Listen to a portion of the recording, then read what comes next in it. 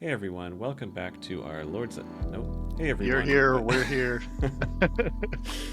Hey everyone, welcome back. We just finished our Lords of the Fallen co-op playthrough, and first of all, thank you if you've been coming with us through the game. Thank you for your time. We are glad that you're here with us.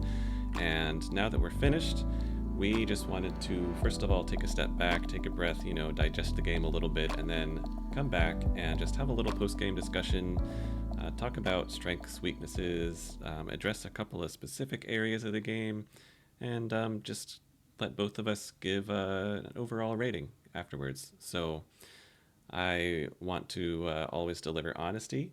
So we're just going to. I think we've been giving pretty balanced feedback as we've been going through the game. But now that we're done, we're just going to talk a little bit about a couple different areas. Going to cover world, as in like mood, atmosphere, storytelling aspects of things. The gameplay, as far as the combat and boss design and multiplayer integration and all that stuff, quality of life stuff, and then the visuals as well. And of course, as we have this discussion, anything we talk about, anything that you want to add, your thoughts about this game or your thoughts about anything that we say, by all means, leave us a comment. We definitely appreciate your watching and appreciate your engagement. Um, I am here with Amanzarak. What were your first impressions of the game when we first started? And what did you end up thinking of just the world design and the mood and atmosphere and all of that side of things? I thought that was definitely one of the strengths. It's one of the few games that kind of gave off a like an atmosphere and a vibe that really reminded me of the FromSoft games, which is fantastic. Yeah, It had that like dark fantasy aesthetic and just a world that's very dreary and uh, not not quite dying to the extent of like Dark Souls 3, but definitely not a place you'd really want to live. right. So, uh, yeah, I thought that aspect of it was amazing, and it really stayed strong throughout. I would say, at least the atmosphere and the environments and that kind of thing. Yeah, and I kept thinking going through it like this it feels like a Dark Souls meets Warhammer fanfic. And that's not a Hmm. bad thing.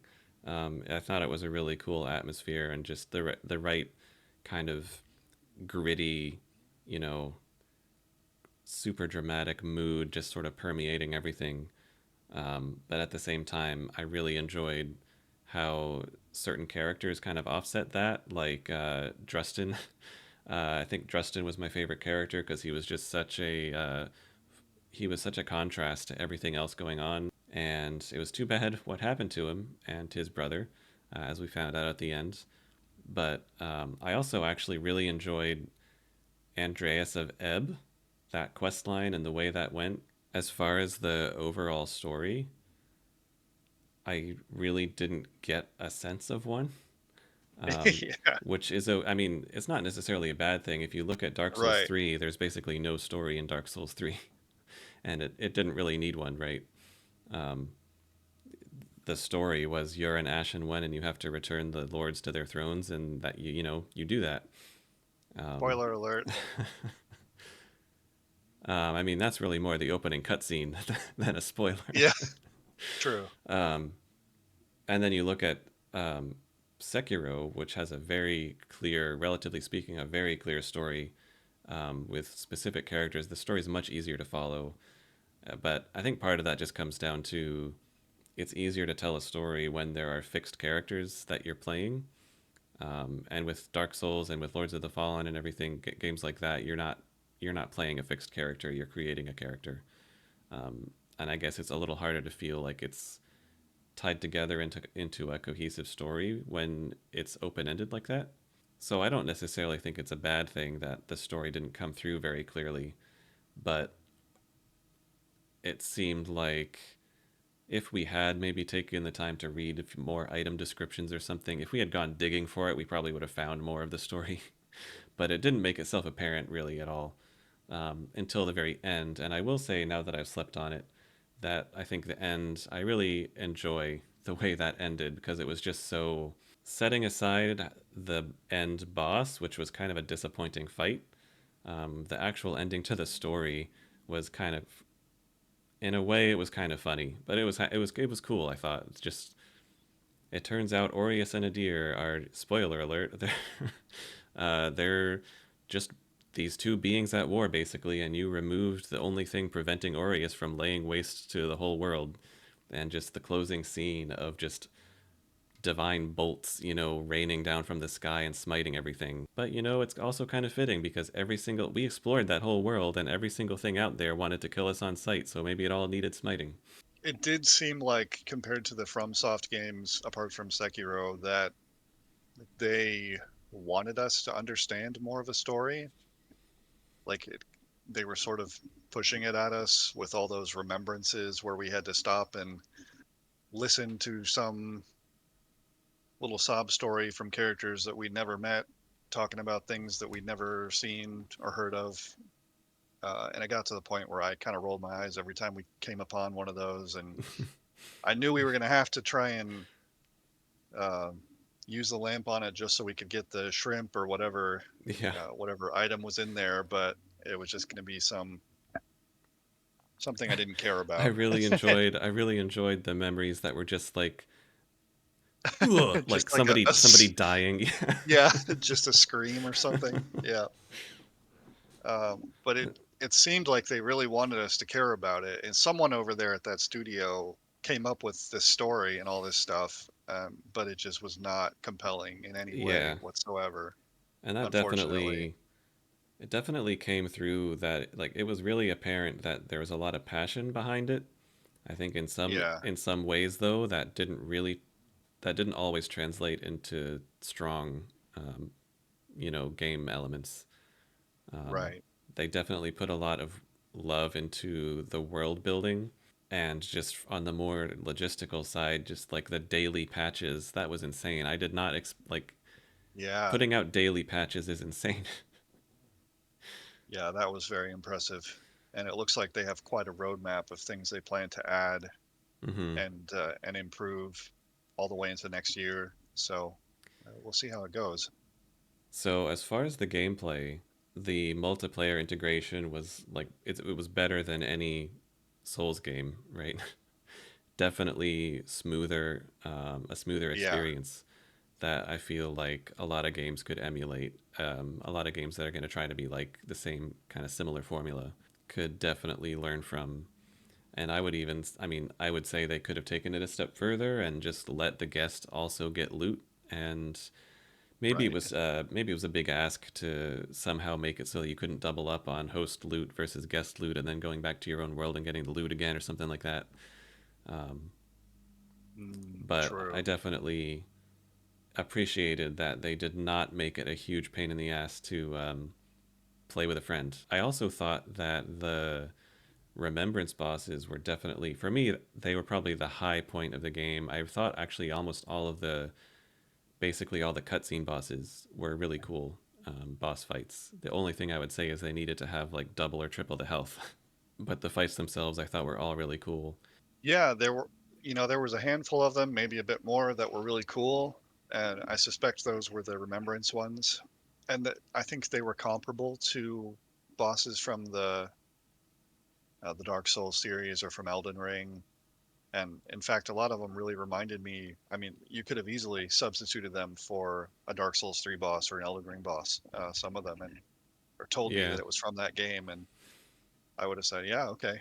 Um, but then there were a lot of bosses that were so forgettable, and we just steamrolled them, and then they ended up showing up as regular enemies immediately Yeah. after, and then we were just killing dozens of them Yeah. throughout the whole rest of the game. Yeah, I you definitely get the sense they were just using a boss health bar as a way to introduce you to a new enemy type that you were going to be fighting for the rest of the game. Yeah, but it kind of gave it a weird feeling when it's Yeah, like yeah. I thought this was a unique person that I just killed, and then I'm seeing like a clone of that person everywhere So throughout many the whole rest of the Gavarises. game. Yeah, she's everywhere. I think the core gameplay of just the core combat was pretty satisfying. I like a lot of good little details of the sound design and the animations and everything. A lot of those little details kind of made it a really fleshed out experience. I just wish that every movement maybe didn't lurch you forward so far because it was really easy to end up catapulting yourself off ledges and things like that. Yeah, something about the combat just felt so much less polished, uh, even even than like Dark Souls 1 in some ways to me. I just found myself running in and button mashing a lot of the time, which is not Mm-hmm. something that I really ever do in FromSoft games. So it's hard to Yeah, put my finger on what went wrong exactly, but just I don't know. It was much harder to predict what was going to happen. I think it felt like the enemies and I were both just swinging, and I was yeah, just hoping that I was doing more damage than they were. I really wasn't even dodging that much. I never parried. yeah. I I don't think know. I didn't think the combat was up to par with the FromSoft games. I'm just wondering how much of that was because we were playing it co-op and could sort of trade off aggro on something. Mm, Um, yeah, so it true. was it was kind of chaotic with how like whoever he's not looking at, could just wail on him until he turns around and trade places. Yeah, I mean that is true, but it was very different even than my experience playing Lies of P, which I didn't get anywhere near as far as you did in it. But yeah, I mean, just something about it did not feel anywhere near as polished as Lies of P or any of the FromSoft Mm, games. okay. But Well, it's it's miles better than uh, the first Lords of the Fallen from 2013. I installed that the other day, and I oh, uninstalled it after like 20 minutes. It just felt so slow and clunky. I knew right away that I just couldn't do it. yeah. I wonder how So many of the same people did this versus the first one. yeah, I'm not sure. Well, being a visual effects artist, what did you think of the game's art direction and the visuals from both an artistic and a technical perspective? Uh,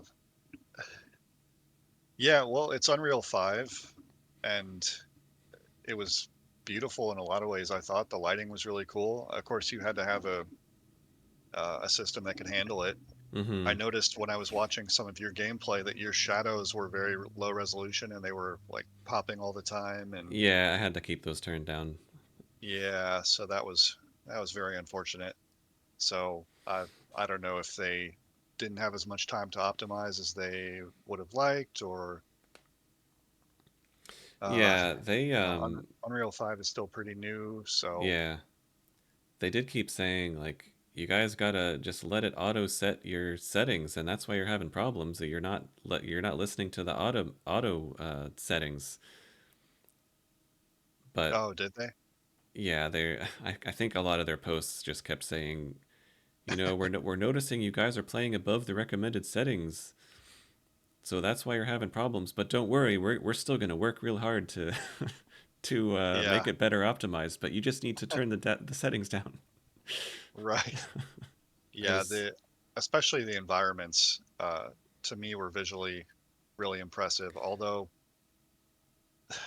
yeah, again, it's hard to put my finger on it exactly, but there was something that was just like a touch more generic, I guess, than I'm used to mm-hmm. seeing from FromSoft. It felt like more asset reuse, maybe. Like you were kind of running down the same corridors over and over, and it Yeah, was fair. easier to get lost. There were less points of interest, I guess, to help orient yourself. And Yeah, one thing I really like about it's like the iconic FromSoft level design, right? hmm Where the way that everything interconnects and circles back on itself, and opening shortcuts, and as you go through the world, you can look around and like see where you've been, and yeah, you can see big landmarks and be like, I'm gonna be there, So there was a real sense of place in FromSoft games, and there was some of that in this game also. I don't know. It felt a little more maze-like sometimes, where it was harder for me to stay oriented on where I was.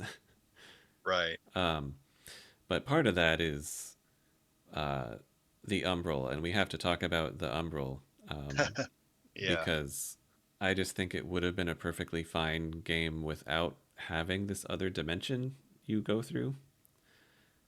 I don't know that it really added anything of use. I like that it's a way to give you an extra life when you go down. I don't know that hiding these environmental puzzles and this other dimension with endlessly spawning enemies and a timer that kills you when it runs out. Some of that stuff actually felt like it felt a little campy, like almost Devil May Cry, like these platforms and bone bridges and stuff. It almost felt like it belonged in a different game. Yeah, I don't know. The whole infinitely spawning enemies thing is completely at odds with the genre as well. And from other conversations we've had, uh, I think you know that anything that seems to me like it's at odds with the whole point of these games and the genre just annoys me. Like there's some stuff Mm-hmm. in Bloodborne that's that way, which this game actually fixed. So that'll be Mm-hmm. something to talk about. But Yeah. the when the whole point is these enemies are always in the same place, you learn where they are, you learn how to fight them, you kill them, and they're gone until you die again. Then being stuck in this place you can't escape from until you find one of those weird little baby heads or whatever they were, and Yeah. there's just enemies constantly and they never go away and it just gets worse and worse, and it was a weird choice to me. I don't think it supports the genre at all, and it felt to me like someone had this cool idea of what if there was a second world, and oh cool, what if we use this lantern as like a big theme everywhere. And then once they decided to do that, they had to justify using it. They were like, well, we can't just have the lantern, uh, reveal hidden walls or something. We need to do more with it. We have to pull the soul out of the enemies with it. We have to cross over into the other world with it. We have to, and it Mm-hmm. just was like more and more and more. And I, about 90% of it, I didn't like. Yeah, I think it would have been cool to just maybe scale it back to your lantern charges when you just defeat enemies, and you can spend a lantern charge to revive yourself when you die or something like that. Um, I Yeah. think something a little more contained like that would have worked better. I'm not going to say that everybody is obligated to love Souls games, but for me, like I love that formula, and I love having studios like openly experiment with putting their own take on the formula. So I think that having games like this is definitely a really good thing, and we should have more of that for everybody to kind of experiment with things that work and don't work. Like you mentioned the ammunition, and how this game like really did a smart take on the ammunition, and the fact that it uses it uses a generic ammunition bar that you can refill even with consumables, and it resets when you rest. And it's just such a nicer way to do it than something that you have to farm. Yeah, and that also takes care of some of the cheese from the FromSoft games where just buy 99 fire bombs or 99 arrows and shoot the dragon tail, or like fling the bombs over the wall or something. Uh, and it Yeah, makes kind of playing more of that ranged character more viable when you don't have to constantly be buying or farming arrows anytime you die and have to do yeah. another run. I do remember that. That was one of my first experiences in Dark Souls 3, was being told, "Okay, now get a bow and arrow and just shoot the dragon 500 times." Yeah, right. Yeah, in those games, anytime I find a consumable like that, I'm like, well, whatever. I'm probably never going to use this 5 lightning arrows, Right. or Cuz these yeah, 3 magic bombs or whatever they are. right? Cuz even if it's good and I would use it, it's like, well, I can never use it cuz I only have 5 and that's it. I got to save them. Yeah, And you get to the end of the game and you've got this mountain of consumables, and you're like, "No, I still can't use them. What if I need them later?" right. And when the whole point of the game is, well, you've died, enemies come back, you come back, your mana bar comes back, your health flask come back. Mm-hmm. Uh, But your yet ammo doesn't. your ammo doesn't. Yeah. So just very odd.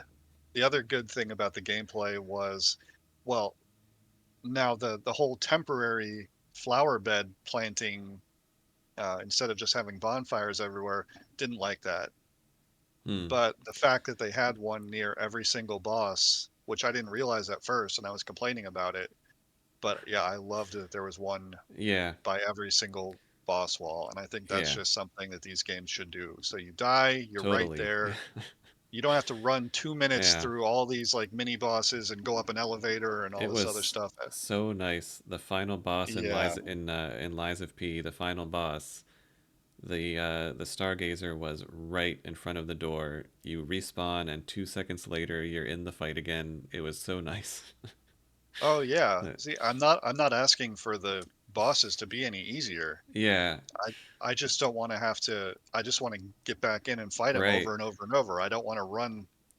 You know, Yeah, it kind of kills the momentum.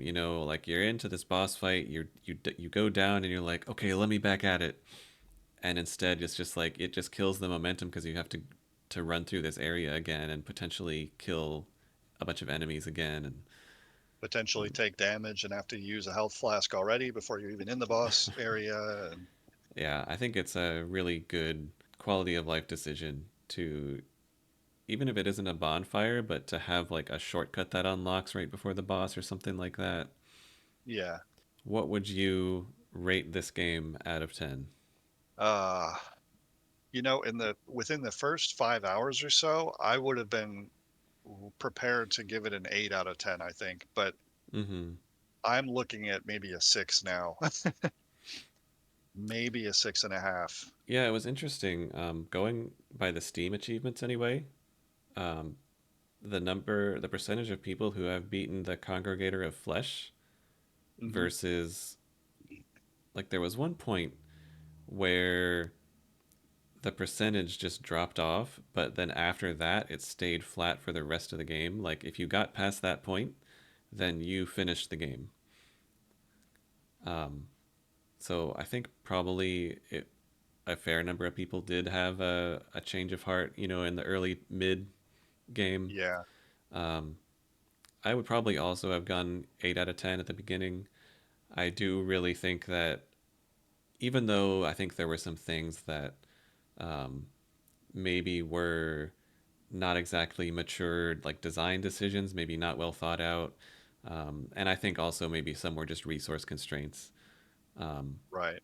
I did think it was. I really enjoyed the overall atmosphere, and I'm always a fan of, like, I like the way that they did, like, the whole divine motif was like all, it was very thorns, like thorns were everywhere, and everything, even like the supposed good guys, were very grim. And I really liked the mood everywhere. And big sword go bonk, I liked that. i had a I had a pretty good time with that. I don't think it was an 8 out of 10 after we got through the first part, but I might still say 7. Yeah, for me, it wasn't bad. It just wasn't memorable. Being behind the curtain and seeing what it takes to even release a game, I mean, Mm-hmm. this was a huge achievement for them, Oh yeah. and it was so much better than the previous one, I think. And I'm very glad that it got made. And it seemed like, uh, now I don't know how many returns there were, but it seemed like it was selling pretty well at first. So Yeah. I hope that between this and Liza P, more studios try to emulate the FromSoft formula and try to improve Yeah, it and that sort of thing. I would love to see more studios just openly trying to do their own spin on the formula, because FromSoft is only one studio. They can only do so much, and I'm hungry for more. Any final thoughts? One quick thing to talk about with FromSoft games is replayability. I've played through at least started new builds quite a few times on those, and I'm even considering reinstalling some of those right now. Yet I have no desire to replay this one whatsoever. So that does tell you a little bit right there.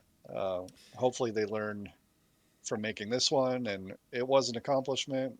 It looks like they're going to continue improving it, and I mean, I would play another one if they made a sequel. So, Yep, I think we both had things that we really liked about this game and things we didn't. Um, it was definitely an accomplishment, and I'm glad that we played it. And mhm. more games in the Souls-like pantheon is a good thing.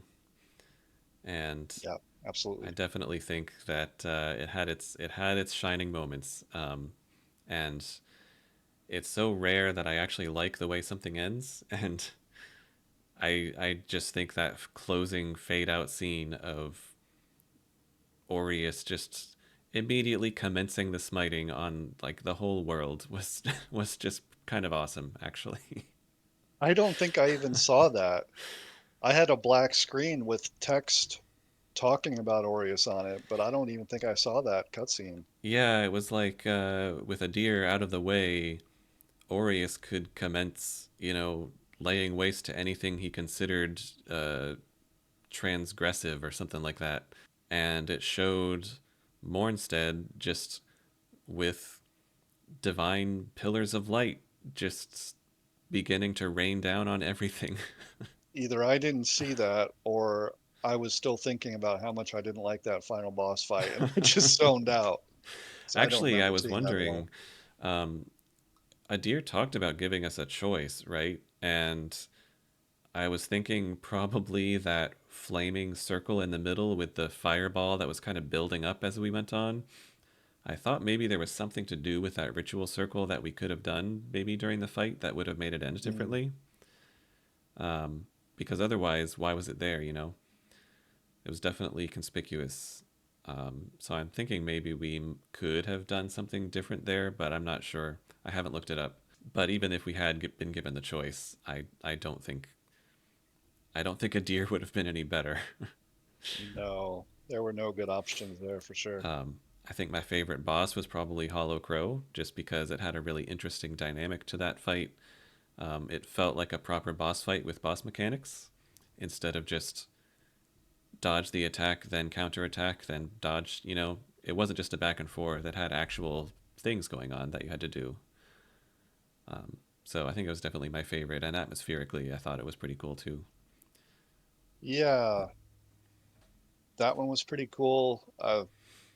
The one that gave us some trouble was who was the guy on the horse The Hush Saint. who, yeah, didn't he have like water magic and roots or something like that? Yeah, and I think he was a lot of trouble because he kept teleporting around on his horse. He And wouldn't. then doing big shock waves Yeah, and he wouldn't throwing stay that put. Yeah, spear. Yeah, yeah, he felt like an Elden Ring boss to me. and I think that was the one I got very confused because there were little siphon parasites everywhere. I think, and I was Right, I was right. thinking like, oh, I must have to run around and get all these. Yeah. And then there was the spurned progeny, the big fire giant guy. Yeah, that was a fun one. Um, Hmm. I really liked his nuclear explosion handheld sun attack. He was just like, do you remember? He was like charging up this. Yeah. He was kind of just holding a sun in his hands over his head, and it charged up and did a massive explosion. And you had to hide behind the wall. Yeah. Even Pieta at the beginning gave us some trouble. Oh, that's right. She did, didn't she? Yep. And I remember we beat her because when you died, she got fixated on your body, Yeah. and I was just able to run up and hit her. Yeah, she actually gave us more trouble than most of the bosses in the whole game. Which is funny because her swings were so slow. Like, they shouldn't have been as hard as they were. Yeah. Maybe it was because they weren't. I don't know. Maybe it was because they were so slow that it was hard to hit parry at the right time. But I think at that time I was still trying to parry a lot instead of dodging. Well, let us know what you thought of Lords of the Fallen. What class did you play? How did you find it? How did your experience compare? Thank you so much for watching our playthrough. Thank you for watching this little post-game chat. By all means, let us know if you have any other thoughts about the game, anything you want to add on to what we talked about. And with that, we will bring Lords of the Fallen to a close. What's another way to say goodbye? In light we walk. That's what they say, right? I think so. Thanks for watching. See you later.